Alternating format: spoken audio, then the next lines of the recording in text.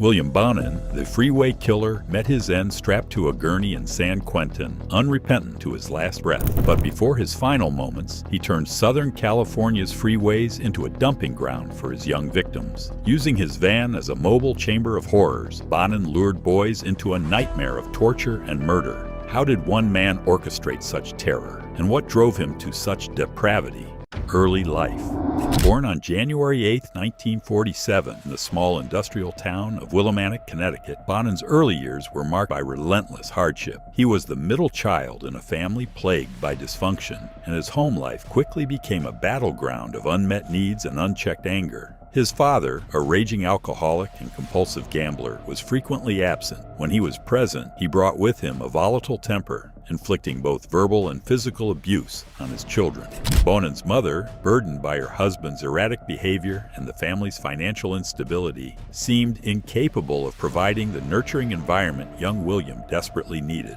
Often, she would leave him and his brothers in the care of their grandfather, a man later revealed to be a predator who subjected Bonin to horrific sexual abuse. These formative years planted the seeds of mistrust and rage that would define Bonin's path in life. Despite the chaos, young William attempted to fit in, but the scars of his home life were already showing. Teachers noted his withdrawal and disinterest in school. Neighbors described him as quiet but unnervingly distant, as if he were carrying a weight too heavy for a child to bear. By the age of 10, Bonin had already begun showing signs of antisocial tendencies. Petty theft and vandalism became common activities, and he displayed a disturbing lack of empathy for others. These behaviors, though concerning, went largely unchecked by his family and the community around him. In school, Bonin struggled both academically and socially. His grades were poor, and his interactions with peers were often fraught with tension. Teachers described him as a disruptive presence, while classmates avoided him due to his unpredictable nature. These struggles only deepened his sense of isolation,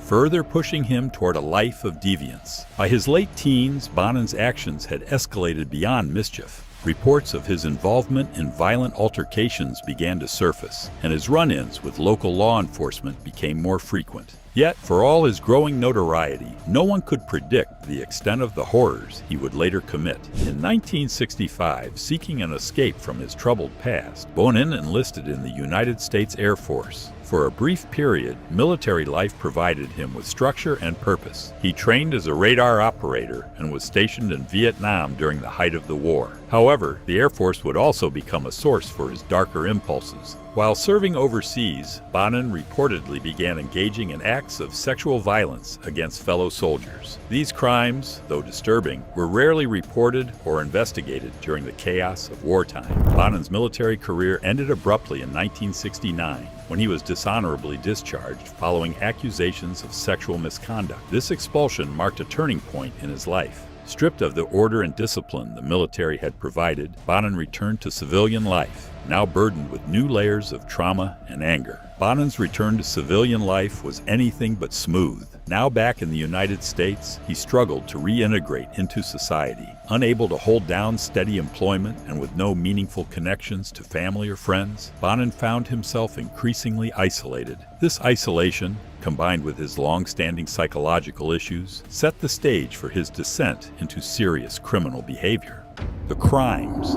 By the early 1970s, Bonin had begun committing acts of sexual assault against young boys. His crimes were characterized by a chilling level of premeditation and violence, as he often targeted vulnerable children from broken homes, mirroring his own troubled upbringing. These assaults led to his first significant encounter with the justice system in 1974. When he was arrested and convicted of sexually assaulting 5 boys. Sentenced to serve time in prison, Bonin would use this period to refine, rather than suppress, his criminal tendencies. Prison psychologists later noted his manipulative charm and complete lack of remorse. It was during this time that Bonin reportedly expressed fantasies of inflicting greater harm, fantasies he would act on shortly after his release. By the time Bonin was released from prison in the late 1970s, the foundations of his future crimes were firmly in place. The combination of his unresolved trauma, lack of remorse, and growing confidence in his ability to evade detection made him a ticking time bomb. In the years that followed, Bonin's crimes would escalate to unimaginable levels of brutality. But even as his reign of terror began, traces of his troubled past lingered in his methods and choice of victims. It was as if he was inflicting his own pain onto the world, one horrifying act at a time.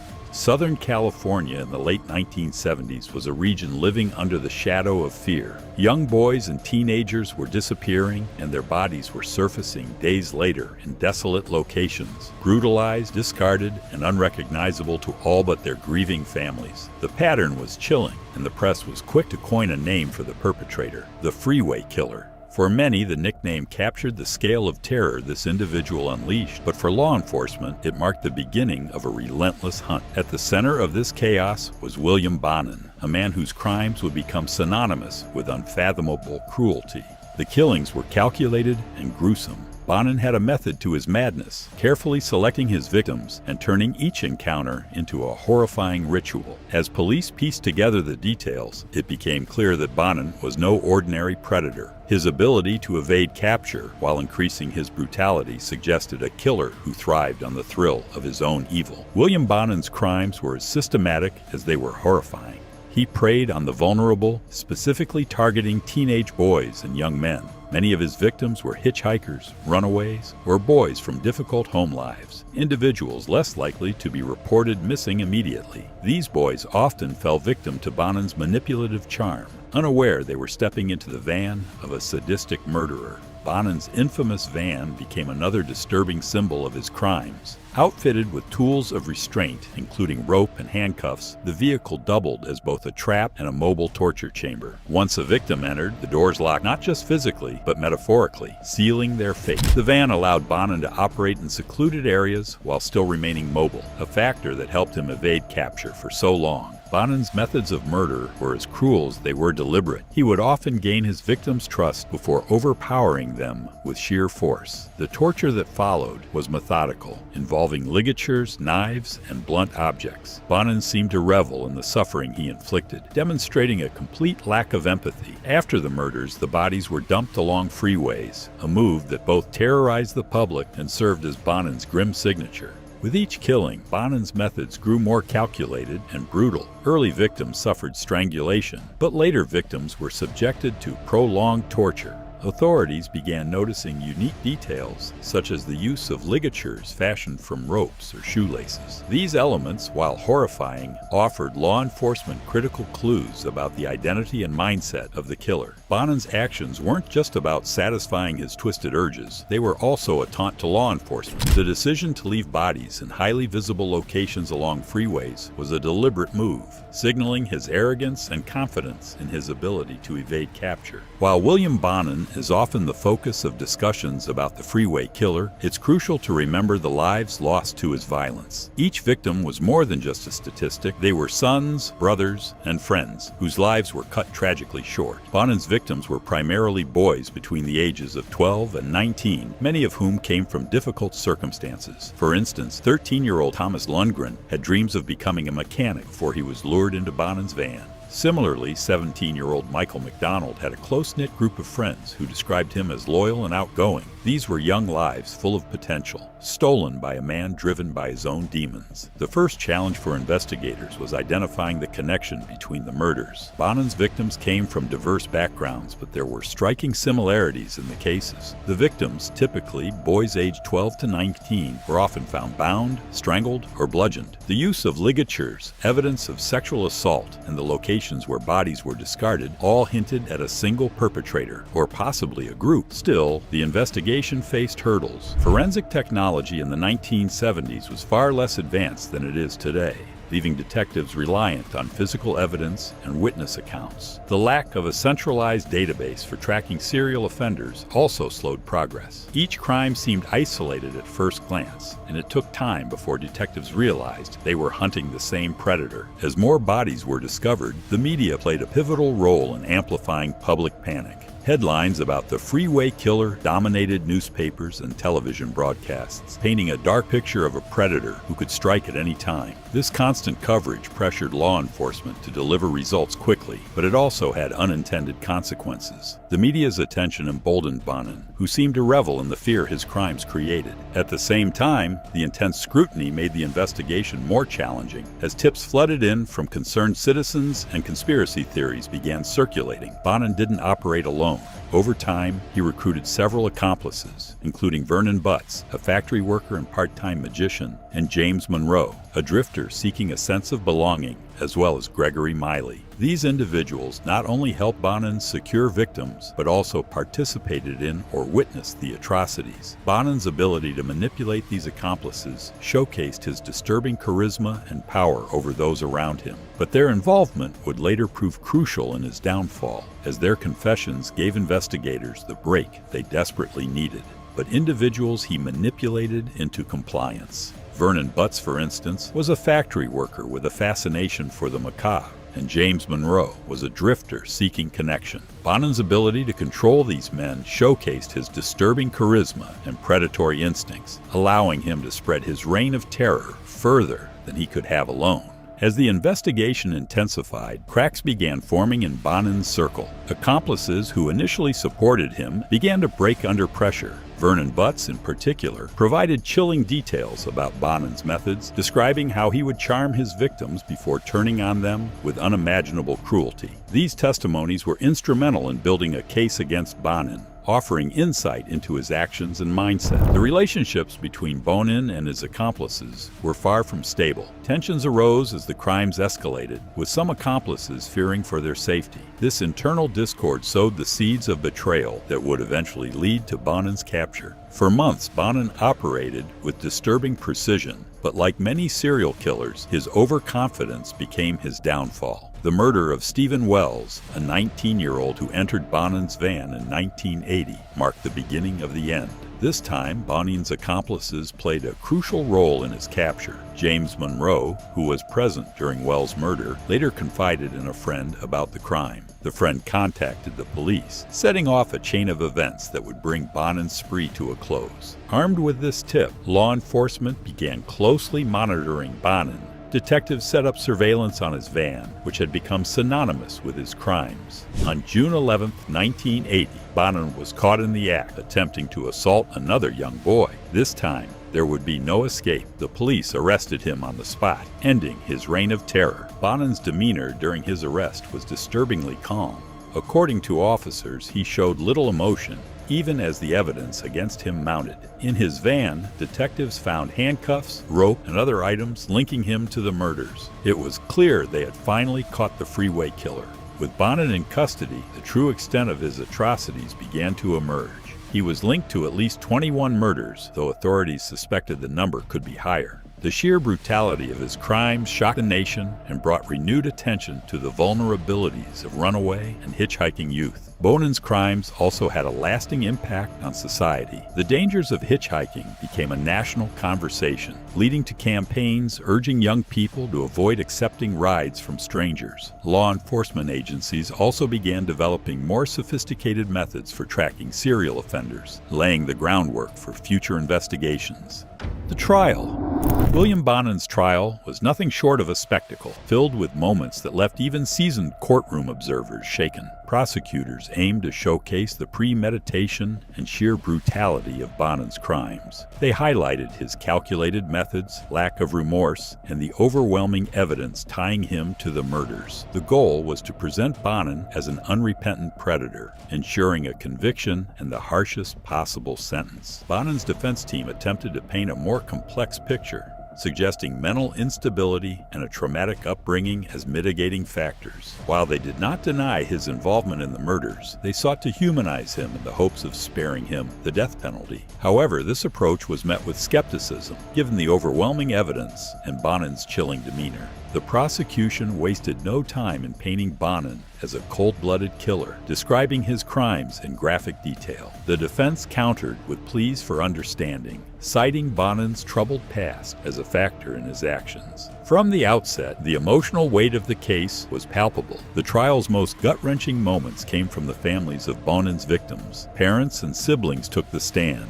recounting the devastating impact of his crimes. Evidence presented during the trial included forensic findings, photographs, and the tools recovered from Bonin's van. Each piece further illuminated the calculated nature of his crimes. Perhaps most shocking were Bonin's own words. In recorded interviews with investigators, he described his crimes with a chilling lack of remorse. His confessions, delivered in a calm and matter-of-fact tone, highlighted the depth of his depravity. After weeks of harrowing testimony, the jury delivered its verdict, guilty on all counts. The decision was met with a mixture of relief and sorrow from the victims' families. Justice had been served, but the loss of their loved ones remained an unhealed wound.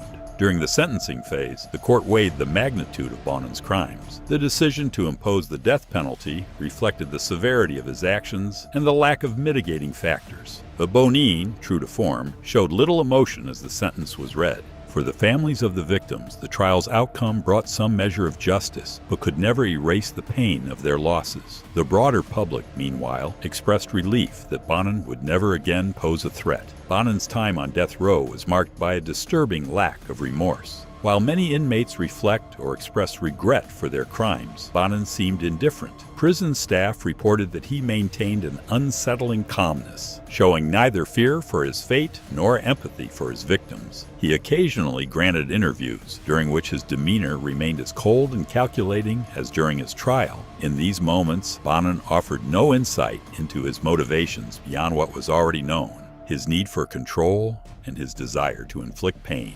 Bonin's legal team filed multiple appeals in an attempt to delay his execution. These appeals, while a standard part of the process, were met with frustration and anger from the victims' families, who saw them as unnecessary prolongations of their pain. Each delay felt like a reopening of old wounds, dragging out their journey toward closure. Despite his isolation on death row, Bonin remained a figure of public fascination and revulsion. True crime enthusiasts, psychologists, and journalists speculated endlessly about what drove him to commit such heinous acts. At the same time, his case became a rallying point for debates on the death penalty, with advocates arguing for swift justice and opponents questioning its effectiveness. The last 24 hours. On February 22, 1996, William Bonin, last day began like any other for a death row inmate, but the weight of finality loomed heavy. Guards noted that he showed little outward emotion as the hours ticked by. For someone who had inflicted so much pain, Bonin's own end was surprisingly ordinary. He woke up at 6 a.m. in his prison cell. This was not just another day on death row, it was his last. The knowledge of his impending execution hung heavily in the air. The morning began unremarkably. Bonin's breakfast was as plain as any other inmate's: a slice of bread with too much jelly and a carton of milk. There were no special arrangements for him. He was treated like any other condemned prisoner. Despite the magnitude of his crimes, Bonin remained just another inmate awaiting his fate. By mid-morning, Bonin made a final attempt to make his voice heard. Instead of reaching out to family or loved ones, he used his allotted phone call to contact a radio station. He wanted to give an interview to Alex Bennett, a host known for his opposition to the death penalty. However, the call was cut short by prison officials before Bonin could say much. Inmates were not allowed live media interviews, and his attempt to speak publicly was swiftly shut down.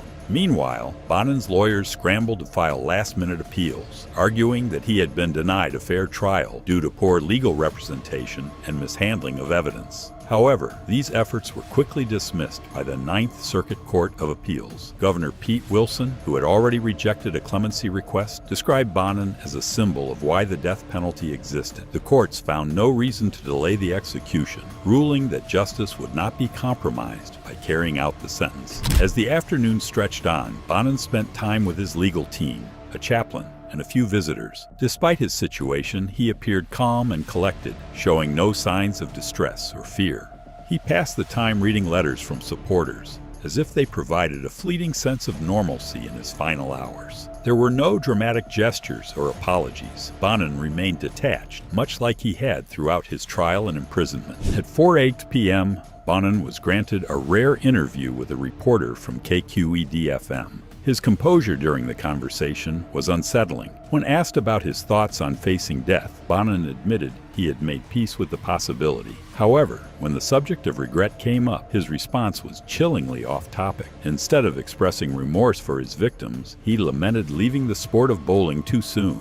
Bonin reminisced about his teenage years when he had excelled in the game and regretted not pursuing it further. When asked about the families of his victims, Bonin flatly stated that his death would not bring them peace. His cold words revealed an absence of empathy that had defined his life. As the evening approached, Bonin's final appeals were denied, sealing his fate. Around 7:30 p.m., he sat down for his last meal, a feast of 2 large pepperoni and sausage pizzas, 3 pints of coffee ice cream, and 3 six-packs of Coca-Cola. The indulgence contrasted starkly with the somber reality of the hours ahead. While he ate, outside the prison, the execution had reignited debates about the death penalty, with passionate opinions on both sides. Some lit candles in quiet protest, while others called for justice for Bonin's victims. After finishing his meal, Bonin was escorted from his holding cell to a nearby death watch cell, located just steps from the execution chamber. Here, guards performed a final body search to ensure he had no contraband. The atmosphere inside the prison was tense, as everyone involved prepared for what was to come.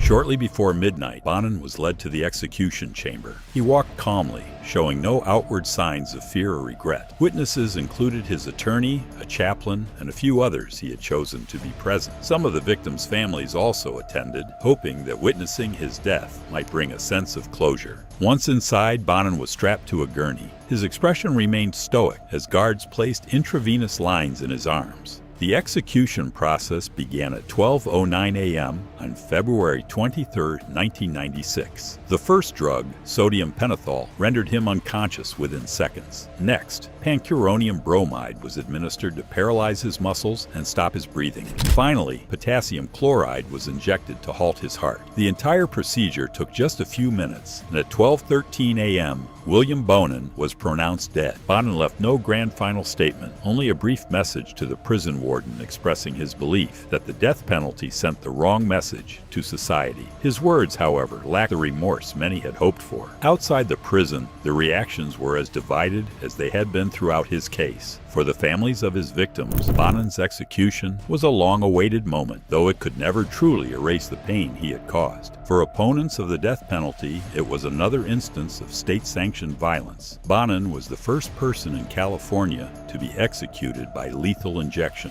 His death raised questions about justice, redemption, and the value of closure for the families affected by his crimes. In his final moments, he showed no remorse, leaving behind only a chilling reminder of the darkness he had brought into the world. For many, his execution was not just about punishing a criminal, it was about ending a nightmare.